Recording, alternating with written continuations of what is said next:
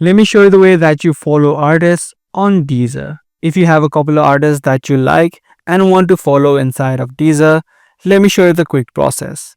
So in order to follow a person or an artist on Deezer, just open up their profile.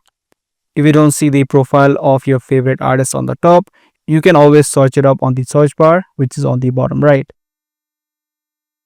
So search up a artist that you would like to follow inside of Deezer, and you can see the total fan count of this artist.